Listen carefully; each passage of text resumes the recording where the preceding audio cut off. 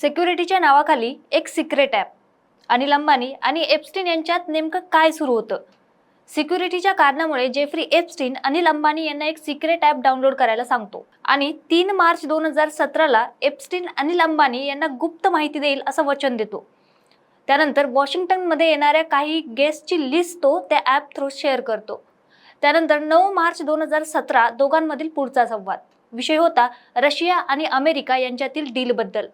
त्या काळात रशिया आणि अमेरिकामध्ये संबंध तणावपूर्वक होते. 2014 रशियाने युक्रेनच्या क्रिमिया प्रांतावर कब्जा केला आणि 2015 मध्ये सिरियामध्ये रशियन सैन्य दाखल केले. यामुळे अमेरिकेचं डिफेन्स डिपार्टमेंट म्हणजेच पेंटागन रशियाला मोठा धोका मानू लागलं होतं. 2017 मधील अनेक रिपोर्ट्समध्ये पेंटागनने स्पष्ट सांगितलं होतं की रशिया अमेरिकासाठी मोठा धोका ठरू शकतो.